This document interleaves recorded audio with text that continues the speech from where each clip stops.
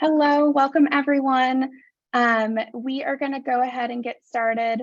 In just a second, I'm going to give everyone a second to join. My name is Whitney Delaney. I am your panel moderator for tonight. A couple of housekeeping things. We're recording the webinar and we will send out a link to everyone registered in the next few days. I'm going to be asking our panelists several questions submitted by you all. If you have a question beyond what's been submitted already, please use the Zoom Q&A function and we will do our best to answer those questions either in the Q&A or we will elevate those up to our panelists and add those to the questions at the end during our live Q&A portion at the end of the webinar. Before we begin the panel, I'm going to give everyone a quick overview between our two college programs for high school students, just so we have context of the programs we're going to be discussing today with our panelists. So Harvard Summer School has two college programs for high school students. We have the secondary school program and the pre-college program. The secondary school program, we call SSP, is a 7-week session. The pre-college program is a 2-week session, but there are 3 sessions you get to choose from throughout the summer. Secondary school, you can take either residential living on campus, you can take online, or you can commute from home. Pre-college program is residential only, so all students live on campus at Harvard's campus here in Cambridge. SSP takes applications from current high school sophomores, juniors, and seniors. The pre-college program is open to current high school sophomores and juniors. Both programs have a minimum age requirement of at least 16 years old by June 17th, and students not to turn 19 years old before July 31st, 2023. That's for this coming summer 2023. The SSP students get to take college courses for college credit. Pre-college are still college level academics, but they're non-credit courses designed to foster learning and independence in a college environment. Secondary school program, online and commuting students get to choose between 1 or 2 courses, whereas residential students take 2 courses while they live on campus. And then with pre-college program, students get to just take 1 course and focus on that for the 2 weeks. There is the option to take a second or third session if students want to enroll in multiples, so that they can take multiple courses if they're interested. The secondary school program has social and college readiness activities, but those are optional for students to take advantage of and participate in as much or as little as they want. And the pre-college program has a passport program that's designed with co-curricular activities in different categories that students are required to complete and participate in those different categories. And then finally, both programs offer need-based financial aid, and that is available to US citizens and permanent residents and DACA status students. International students cannot apply for financial aid. So hopefully that is useful to everybody as context. And I'm going to go ahead and introduce our panelists.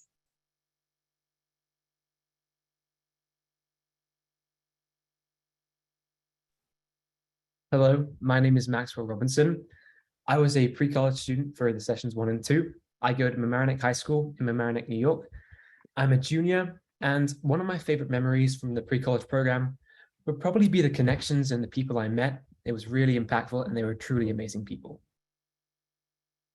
And Hemangini, will you introduce yourself from the online SSP program?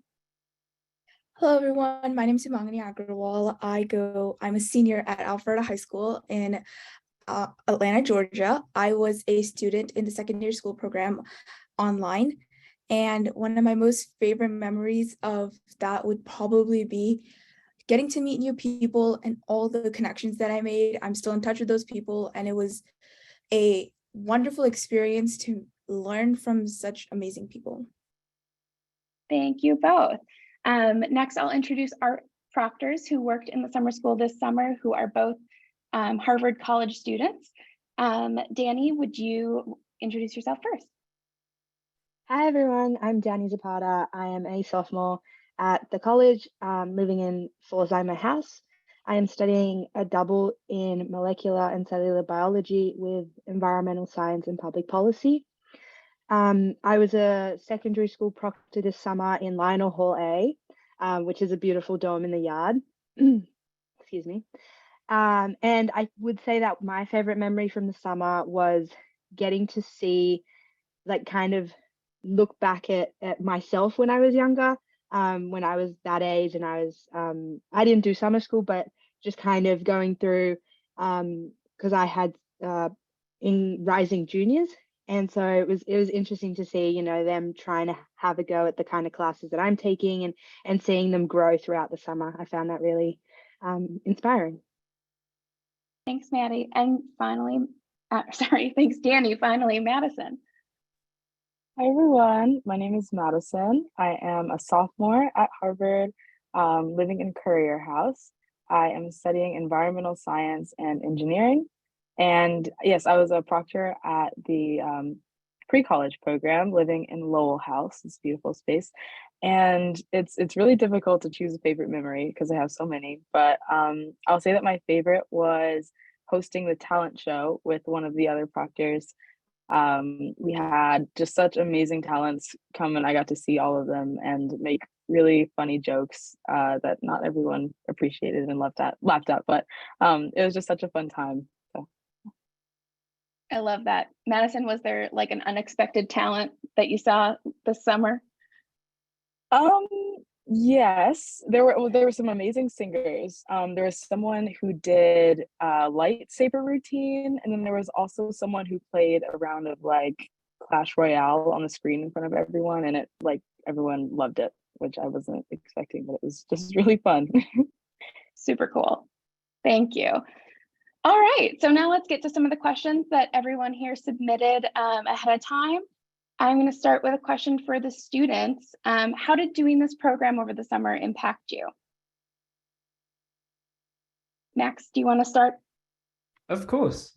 So the program over the summer was very impactful to me in a number of ways. Like I briefly mentioned earlier, I met some of the most amazing people like I have ever met in my life, and I'm still in contact with many of them today. In fact, I actually went out to dinner with a couple of them a couple of weeks ago. It was that, strong of a connection. Also, the people, like the educators I made, I had an amazing educator, Christina Shivers, and she was an amazing, educator person to be friends with. She was incredibly kind, and the topic material that we learned in class was just so incredible, and it was really interesting. Also, just being on campus is, it was surreal and a truly amazing experience. Awesome, thanks. Hamangani, would you want to share how this impacted you doing the SSP online? Yeah, of course. So like Max said, we had the chance to meet like the most amazing people ever. They're so knowledgeable in their area, plus like so many other things. It's a wonderful experience to learn from these people, to just know how much knowledge out there is that we can observe. And the hands-on experience that I got in all my courses is like actually like trying, not just learning conceptually, but also the applications of what we were learning. And one of my courses was very interactive and very hands-on, introduction to entrepreneurship, where we actually launched an MVP, we did the market research, we pitched to investors. So it was a great experience to learn all that stuff. And now I was able to land an internship for that specifically. Just today, I had my interview and I got that internship. And I will be now helping the company prepare a pitch deck and work on cash flows and revenue projections, all the skills that I accumulated over one summer. So it's definitely very eye-opening, and there's a lot to learn. That's amazing. Congratulations. That sounds awesome. Thank you. Kind of follow-up question actually for you, Mangani. So since you did SSP online, what was it like making friends and interacting with people since you weren't on campus? Right. So at first, when I started, I was actually really nervous about getting to know people. I thought I wouldn't get to know that many people at all. But a lot of people, like if you're doing SSP online, were actually online. And so it wasn't that bad. And you'd be amazed at how many conversations simultaneously keep going on in the chats while there's still like class going on. And the professors were very chill about that stuff. They're like, they encouraged that, in fact, as a matter of fact. And one of my professors, one for financial accounting, actually suggested that we all on the first day create a group chat that we can like talk about stuff, exchange questions. So in that class specifically, that's how I got to know all those people. In my other class, Introduction to Entrepreneurship, we were divided into groups. And so through that, I got to know a lot more people, like specific people better. And then just a lot of it is just reaching out on your own. Like on Zoom, you can do like personal chats to people. So a lot of it is just doing that and reaching out to them and like making those connections. And you'd be surprised how eager other people are to talk to you as well. It's just taking, sometimes you have to be the one that takes the first step forward. So it was an experience not to just learn, but also to expand social skills and like just step out of that box and be like, it doesn't matter if you're online, you can still get to know people on the same level. I look forward to meeting a lot of those people in person now, and I want to make plans to meet them very soon. Awesome, thanks for sharing. Danny, Madison, do you have anything to add that you have heard students share with you that, you know, in ways that they were impacted from doing these programs? Yeah, I think that a lot of my students, similar to what Max was saying earlier, is like a lot of them just left with such a great appreciation for the people that they met and the friendships that they made. I think that that was just a wonderful to see everyone just connect with each other on such a deep level, especially it just only being 2 weeks for this program. I thought that was really amazing to see. And also a lot of students told me that they left feeling more prepared for college. I think for a lot of them, college was just this very big, scary thing that was going to happen to them in the future, but we weren't exactly sure what that would look like for them. And so a lot of them said that this program just made them feel more confident and just generally excited about it. Awesome. Danny, anything to add? Yeah, for sure. I was going to say, in addition to all of that about the classes and everything, I also, a lot of my students decided to go on a lot of the trips that the summer school runs. So there were weekly trips, for example, to Martha's Vineyard, to, excuse me, they went to Provincetown a couple of times. There were a couple of local markets that they visited. And so they bonded not only with people in their classes, but also in people that are years above them and below them who are interested in other things. And so they found that really, really cool because they could go to the dining hall and they always had someone to sit with that wasn't necessarily in the same year or had the same interest, but they still had something in common being here all together, and they got to interact that way. Love that.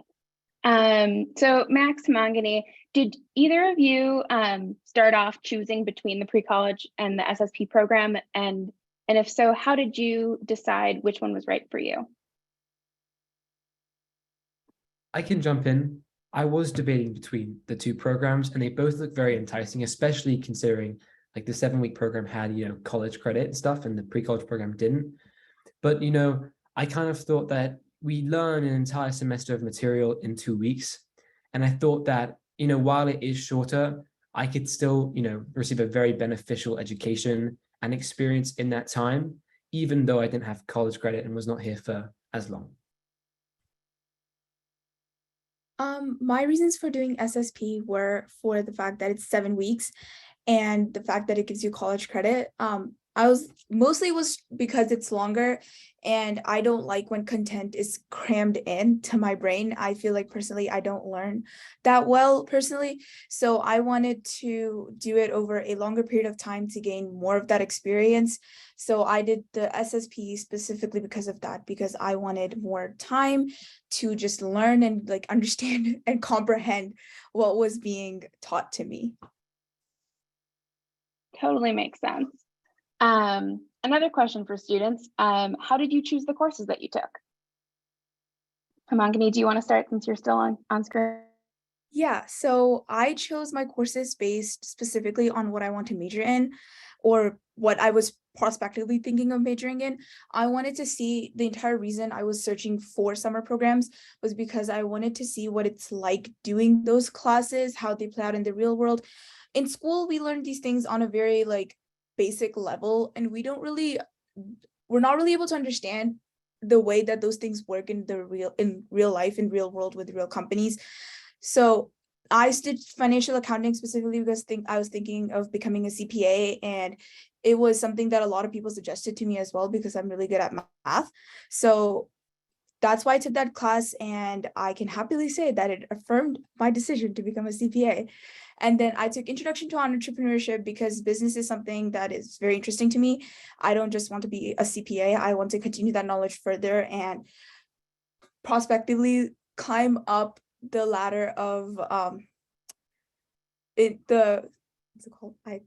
Blanking on the word, the business ladder, and be something more than a CPA. So in order to do that, I wanted to learn business. I also have a passion for solving a lot of problems that I can, and I feel like a startup company is a really good way to do that. So that was the reason why I did that. I had a lot to learn, and it was very hands-on. So I feel like I learned a lot from there. Awesome. Max, how did you choose the course that you took? Mine was very similar to hers. I was debating between two courses, economics of cities and economics of the environment, both of which kind of tied into my passion for like what I want to major in college. I actually ended up taking both of them because I was just so interested in both of them. But, yeah, like they tie into my, research project at school and, what I want to, pursue as a career later in life. So, yeah. Great. Next question I have for the proctors. So, Harvard Summer School can be, the first time some students are away from home, or it might be the first time they're really doing, advanced academics. What are some of the things that students come to you for advice with, or, struggle with, or that you kind of help them find resources for? What are kind of those things that students find challenging here? I can jump in. I had a couple of students who did struggle a little bit in the beginning with handling, I guess, the course load, because it is quite a bit, taking, those two classes at the same time at an advanced level. And so the homework that they had due, the classes that they had every day, and being prepared with the reading and staying on top of it and everything like that. And obviously, because it is shortened to 7 weeks, the exams came around very quickly. And so I had a lot of my students, students, my proctees, who came to me and were just overwhelmed. So I referred them a lot to like the tutoring services that the Harvard Summer School provided them with, prompted them to reach out to their professors to see if they could have one-on-one meetings with them to kind of get advice or clarify any questions they had. And so in terms of like coursework and classes, that was one of their main worries. But as soon as I think they kind of got into a rhythm, obviously I kept checking in on them, and they were doing a lot better. I think once you get a group of friends that you can work together with and ask questions, it did become a lot easier for them. But it definitely was a little bit rocky in the beginning. Yeah, and I mean, that makes sense. Like it's a challenging program. It's, an academic level that high school students have never done before, in a new place, and having to manage a schedule. So, to all those listening, that's why we have proctors, we have teaching assistants in classes, we have a writing center and tutors available for students to utilize so that we can help them succeed. Madison, anything that you work with students on? Yeah, I think a lot, and this kind of really ties into what we were just talking about, but a lot of students struggled with managing or just trying to navigate the balance between social life and schoolwork. As we said, like this is a lot of the time, but for a lot of students, this was the first time that they were away from home by themselves. And so now having to make decisions on having a lot of free time, because you only go to class for part of a day and the rest of it is up to you, and trying to figure out, okay, when do I do my homework? When am I going to meet people and hang out with friends, and taking time to just rest? And I think that was interesting to navigate with a lot of my proctees, especially towards the beginning, but people started to definitely pick up later on throughout the program. I think another thing was homesickness. It's very real. I think a lot of people just didn't know how sometimes it can be really difficult to be away from home. So just speaking to them about that, and just reaffirming that a lot of that is just an incredibly real feeling. And then also sometimes feeling like they didn't belong, or that it was difficult to fit in. I think it can be difficult for you to be in a space where there are tons of students who are just incredibly intelligent and wonderful, and it is easy to fall into a trap of comparison. And so just trying to get them out of that, and just trying to promote the fact that comparison does nothing good at all. And so that was something that I had to navigate quite a bit this summer, but people definitely started to feel like they fit in as time went on.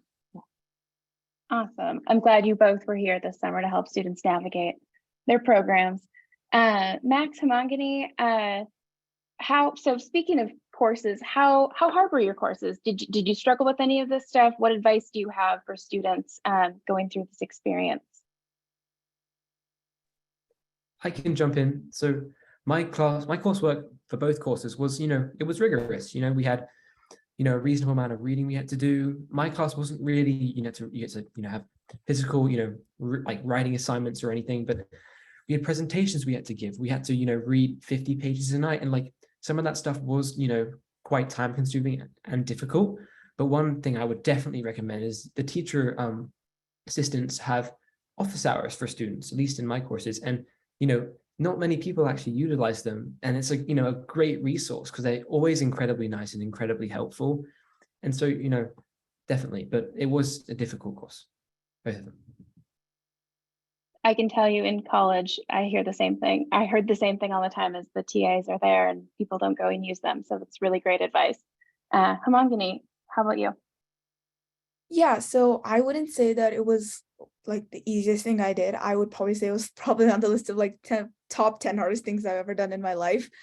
But what I would say is it's really important to have a good work ethic, because the classes that I did weren't necessarily easy. They required a lot of like outside time and outside understanding. Like I thought financial accounting wouldn't be that hard. Some of those stuff does not make sense. Like it's really hard to understand and comprehend. And since they're like all our lectures were 3-hour long, there's a lot of content that you're going through in one class. So if anyone is doing that, I especially suggest going back and like doing a revision once you're done with it, but like not after the course, like a day later, so that you understand that you actually that you actually understand the content. And then like Max as well, I had like 50 pages to read every single night, and then other homework on top of that. And I was working on a pitch, so I had to go out and do market research as well.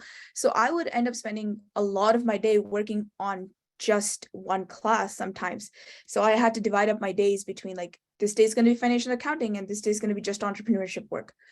So I would say if you have a good work ethic and you know how to manage your time, it works out. It's not that bad in terms of like understanding, and the professors are always there. Like both of my professors would always stay after class to answer any questions that we had. And if you just email them or you ask the TAs, like everyone's always there to help. So no one's trying to like make sure you fail or you're not able to do it. So people are always there for you. So don't be afraid to ask for help. Great advice. So students, what was a kind of typical day or typical week like for you? How did you structure your days between class time, studying, working on assignments, socializing? Hemangini, do you want to start? Yeah, sure. So like I said, I divided up my days into like what class I would do first. So for me, I had lectures Tuesdays and Thursdays. So that means Wednesday, if I got assigned homework on Tuesday, I'd only have one day to get it done. So what my priority would be is the greatest thing about that I love about doing college work is that you already have your syllabus ahead of time. Like you know exactly on what day what is due at what time and how much is due. So make a schedule, have a plan. That's what I did. I created a schedule. I had a plan. Like this thing is due like Wednesday night, and we're going to be learning the content for it Tuesday night, so that I know that what I have to do is get that thing done first, versus something that I won't be learning the content for until like later, or maybe something that can be delayed because it's like a longer project and it's like 2 weeks instead of immediate homework that's due that night. So prioritization is what I started doing. So when I started, I would have financial accounting lectures in the morning, and usually the homework for that would be due that night or at the end of the week on like Thursday after Thursday's lecture. So what I would do is I'd do that first because that's the first class I have. And then I had a 3-hour break, and then I had my next class. So for my next class for Introduction to Entrepreneurship, I'd always prepare beforehand. So that would be done before like Tuesday and Thursday came around. Both days would be done over the weekend. That way I wouldn't have to worry about in that short time cramming that content in, because it'd be a lot of reading, usually like 2 Harvard Business Review articles, each total to like 60, 70 pages. And then on top of that, obviously the note taking and understanding the content. So readings would always be done first, and then everything else after that would be prioritized based on due dates. Very organized. Well done. Max, how did you kind of structure your day between activities, class, having fun, doing your homework? Yeah, exactly. Because I was on campus, so we had more things we could try and experience. So for my first session, I had my class in the morning. So we would wake up, have breakfast at Lowell dining room, great dining room by the way. We would then go to class for 3 hours. We'd come back. My friend group and I, who was in that class, would often try and get some of the homework and reading done ahead of time. We had a bunch of presentations, so we often try to get ahead on those stuff. Like we have the syllabus, so we can get ahead of and see what exactly we have to do. We also, my friend group, prioritize exercise, so we would go to the MAC or Malkin Athletic Facility, which again is great. So we would do that. We then have lunch, do some more schoolwork, and then depending on the time, you might have a passport activity with a Zoom or lesson of some kind, and then depending on what time of day. There was July 4th fireworks that we went to go see. We went into Boston, which was great, and then we had dinner. We had some dinner at like some different restaurants in Harvard Square, which again was great. And then we did some more homework and then went to bed. So yeah. Thank you. All right, so Max, you started to allude to it. Everybody wants to know, what's the food like? What's the dining hall like? What are favorite restaurants or places to get a snack around campus? Anybody jump in and share the recommendations and their opinions? I would definitely recommend. We went twice to this Italian restaurant in Harvard Square called Toscano, which actually was really good. The food was great. It actually was reasonably priced. The service was great, and it was conveniently located near our residence, whatever.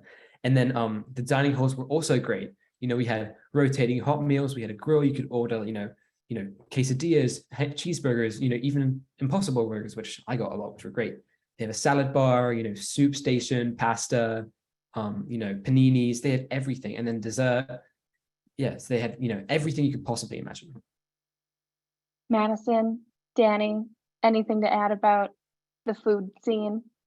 Yeah, no, I love Harvard dining food. It's always consistent. It's very consistent with the there are some like hot meals that I personally enjoy. Tonight we had chicken tikka masala, so good. And the salad bar is always really consistent. Same with the pasta, and like Max was saying, the grill station where you could order a cheeseburger or whatever you want. And yeah, I think it's good. I eat the Harvard University Dining Services meals for most of my meals here. I think outside of HUD's, my favorite restaurant, I'm a big fan of El Jefe's. So there is a rivalry between 2 Mexican restaurants in the square. They're now currently right across from each other because one moved. But there's El Jefe's and El Felipe's, and you're either on one side or the other. I'm on Team Jefe's. Yes, there's also lots of wonderful places in the square to eat as well if you want like a nice sit down meal. We'll have to do a poll at the end of next summer and figure out who's on what side of which taco place. I'm a Felipe's girl, so, but I also love all tacos. I'm equal opportunity. Danny, anything you want to add? I myself am a Jefe's, but the one thing I wanted to add was that the dessert I like a lot. They always had like frozen yogurt or Sunday was really popular with some of my proctees. And then just the fact that they had like cheesecake or like they always had a dessert at night, which I always loved before bed with a glass of milk. Awesome. Thank you all for sharing. I feel like, you know, everybody's always curious what they're going to be eating when they're on campus. So, all right, proctors. How would you, or not how would you, what advice would you give high school students planning on applying to college, how to incorporate the experiences of the summer program on their application? Yeah, I can say a bit about that. I think that it is a good idea for you to maybe write an essay about what you experienced. A lot of college applications have supplemental essays, which are just additional essays on top of the like one really long one that you write, that is just like more general. And I think those are good opportunities for you to just talk about some meaningful experiences that you have, specifically like what you got away from, what you took away from the summer, doing reflections on if you personally like learned more about yourself, the experiences that you had, and whether or not or like how those were meaningful to you. I think those are all just great ways to highlight the experience. There's just lots that can happen in either 2 weeks or 7 weeks, and so much that you can learn about yourself and others and just college in general. And I think it would, you know, not be a bad idea if you write about that. If you don't write about it, you could always bring it up if you have an interview with as a part of your application. You could always bring it up there, but I would definitely mention it somewhere because it is a wonderful thing that you've experienced, and I think it's important to share that and what you learned. Absolutely. Danny? Yeah, I would just add to that. I think the essay would be a great way to show that, you know, you valued your experience and what you got out of it. I encourage a lot of my students to kind of journal and keep a track of everything, because it does, you know, 7 weeks sounds like a long time when you first get here, and then by the end of it, you're leaving and packing your bags and you don't know where the time's gone.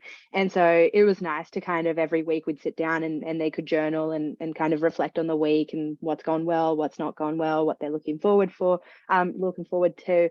And that at the end, you know, that can help you as you're looking back, wanting to write this essay or even preparing for the interview and wanting to just have some talking points that you can fall back on.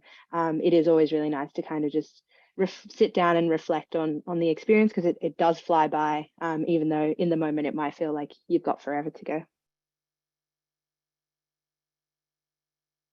Awesome. Thank you all. All right, we're going to move into our live Q&A portion. And with that, I'm going to welcome Mr. Hollinger and Dr. Jackie Newcomb, our SSP and pre-college program directors, to join us for some Q&A. They're going to help out with any additional questions that you have. If they want to join us on screen, perfect. Thank you. Hi. Welcome. I'm sorry, I was busy typing answers to those pesky questions. Yeah, we've answered Q&A. 92 questions in the chat. So Right. we're going as fast as we can, but there's another 142. So sorry if we didn't get to all your answers. Well, I'm glad everyone has questions, and thank you both for answering those as quickly as you can. Hopefully we'll get some more answered right now. The first question I'm going to ask is to Jackie and Bill, since you know you're going to have different answers for both the programs. What types of courses are available in the two programs? Jackie, do you want to start? Sure. So in the pre-college program, we offer about 30 to 35 courses for each 2-week session. So a little over 100 for the whole program. The course catalog is available now for you to look at, but it's last year's catalog. The new course catalog will not be up until the 3rd week of January, but I can tell you, I am actually accepting and reviewing course proposals right now. And I have courses in, I think, 19 different disciplines, everything from, you know, writing, humor writing, and crafting the personal essay, to American law, to constitutional law, to neurobiology and genomics, all the way to advanced mathematics and physics and computer science, and you know, lots of history. So tons and tons of different options, but all the pre-college courses meet every day for 3 hours with 2 to 4 hours of homework. And as Max mentioned, you cover about a whole semester of work in 2 weeks. So Mr. Hollinger. I can't, I mean, ditto. All I can say is we have over 300 courses for you to choose from. I encourage anybody in this webinar to peruse the SSP courses, the Harvard Summer School courses. 300 of them are open to you, and you can call us once you're admitted and registration begins. You can call us for academic advising. We can help you find courses that will engage you and interest you, and courses that that you'll be prepared to succeed in. Great, thank you both. This one is for the students and the proctors. So students, what were some of the favorite activities that you participated in? And then proctors, if there are favorites among the students shared with you, what were some of those activities? Danny, do you want to start? Yeah, the one that immediately popped into my head was the Martha's Vineyard trip. So it was a day trip that students could sign up for, and we had to wake up pretty early, had to meet at 6:15. But then we got on a bus and we all went to Martha's Vineyard and got to just do whatever we like. And I know a couple of my students went. I was a supervisor at the trip, so I got to go through that. But the students that I spoke to that did go absolutely loved it. They got to visit the shops that were there. They got to sit in the sun. We were really lucky and had a beautiful summer's day, and the water was just absolutely beautiful. And so that was really fun for them to kind of just get out of, the Harvard bubble and not just go into Boston, but really just like get to know Massachusetts. And then also I had some of my students really liked hiking, and there were a lot of different hikes that happened throughout the summer. And so it was really nice because they could sign up for one of those too. And it wasn't so much a huge day trip as was Martha's Vineyard. It was more like a morning, and they would be back by around 1, 2, 3 p.m. And so they could still get some homework done that evening, get dinner and catch up with friends. And yeah, those two I would say were the main ones that I heard from. Danny, very quickly, if I may, how long was the ferry boat ride over to Martha's Vineyard? Honestly, I was talking the whole time, so I can't remember. It flew by for me, but my guess would be 30 minutes, but I'm really not sure. Yeah, it's 30 or 45, I think, something like that. Max, what was a favorite activity that you participated in? There were so many activities. I was actually quite annoyed because I signed up too late, because I had a bunch of friends who went on like duck tours and whale watching that I was incredibly jealous of. One of the tours I went was the trip to the Harvard Art Museum and Natural History Museum, which I thought was really cool because they had I was a little skeptical at first. I was like, this is like a kind of smallish like natural history museum, but the collection they had was like astonishing. Like I was like truly amazed, and like they had a bunch of cool stuff, and like they kind of let us roam free, which was really nice because we can see the things that we're interested in most, and like I kind of like the dinosaur skeletons and like the geodes personally. Awesome. Yeah, all students get access to our museums here at Harvard, as well as, the gym facilities and things and libraries. So you really truly get to experience what it's like to be a student here and take advantage of all that. Next question for our students. What's the most practical advice or lesson you took away from your summer experience? Max, do you want to start? Do you have something in mind? I took away many lessons, but one thing that I found really important was that you should really schedule your day, and that you should really be focused and calm, and put your mental health first. And for me personally, and like make sure that what you do is do it well, to take the time you need. Getting it done fast is not necessarily the best way to get it done. So that's was me personally. Mangani, what about you? I completely agree with Max. Manage your day, manage your time. Getting work done is important, but don't sacrifice like your sleep over it constantly. Don't sacrifice your mental health over it. It's all worth, like everything is important. Specifically, you as a person are very, very important. and everyone understands if there's things going on. Talk to your professors.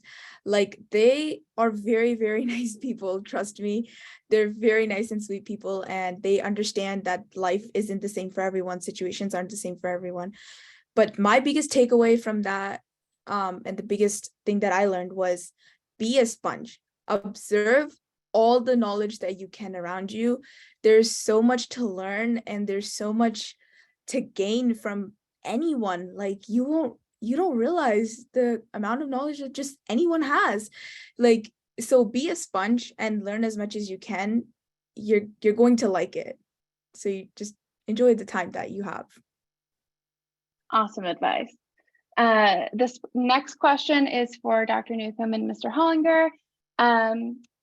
How much does the scholarship financial aid cover for students? And do any of those awards cover 100%? I think Yes. that's the same for both programs. Is it not? It's the same. It depends on your family finances. You fill out a form and give some information to our financial services office and the financial aid office. And there are some awards that cover all your expenses. Yeah, we typically cover 1/4, half, 3/4 or full tuition, and program fee. We don't cover travel, books, or spending money though, but it is a tuition scholarship. And if you're in the SSP, you might get scholarship towards your room and board. In pre-college, it's one fee for the whole program. Great, thank you. Next question is about the application.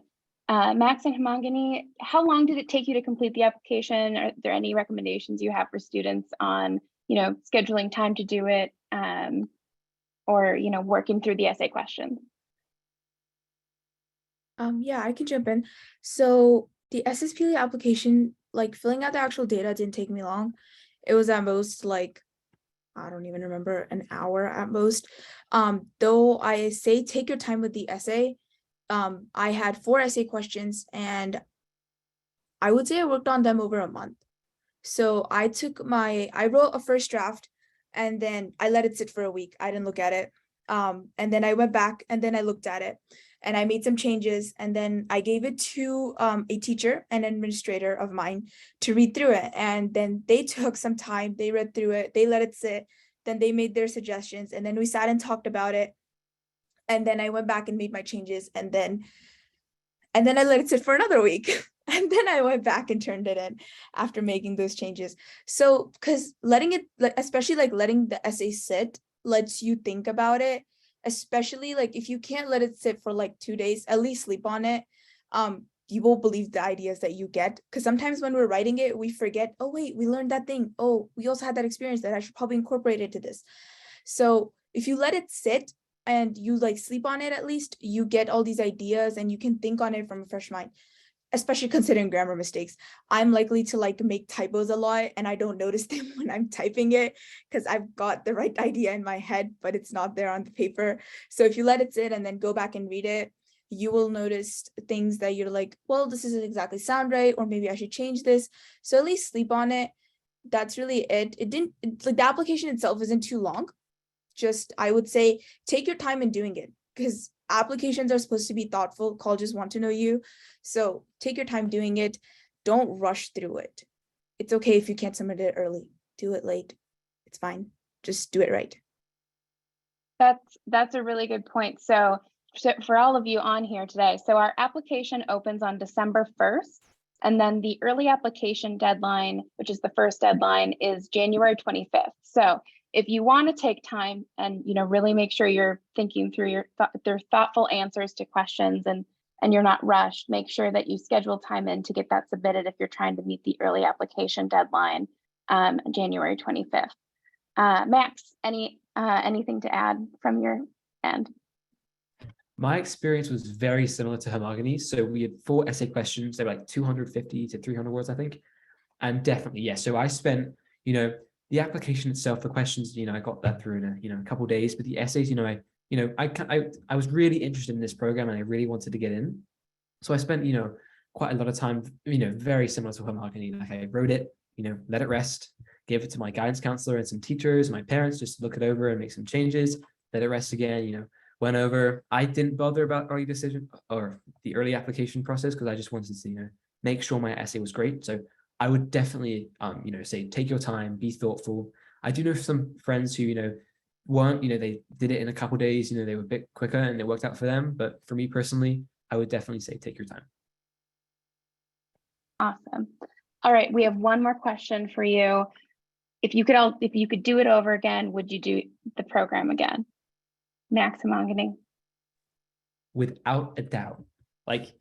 I don't know whether this was just like the, sessions I was in, but, I went for 2 sessions and the first session I made amazing connections, amazing friends, had a great experience. And I was kind of like, there's no way it can be, as good or better the second time. And it was. And that was just truly amazing. That kind of made me think, it's not just, that session. It wasn't just luck. It is like, really like this every single time. And, I would definitely do it again. I'm most certainly going to apply again for next year because it was just truly an amazing experience and I highly recommend it to everyone. That's so great to hear. Mangani? Yeah, most definitely. If I could, I would do it again. I can't because I'm a senior this year. But to anyone interested in like figuring out whether you should like take a specific college course in like college, or if Harvard's like the place for you, or if that's like the type of rigor that you like, or if that's the career path that you like, anything, or just in general, figure out like about yourself, your interests, I would highly recommend it. Like, it's something that is worth your time. It's something that's worth your money. I would do it a bajillion more times if I could. There's nothing that I regret about it. And I just absolutely loved it. The people I got to meet, the knowledge I got to observe, it was amazing. Wonderful. Well, that is the end of our panel, everyone. We do have another webinar coming up in November on the 15th to talk more about the programs, the application process, some of those, bigger details. So we will be sending an invite out to everyone on this webinar today, inviting them to that. So please register and join us for that as well. Thank you so much to our participants, our students, our proctors, our program directors. This was really awesome. I hope it was helpful for everybody, and we will be sending out the recording in the next couple of days. Thanks, everybody. Goodbye.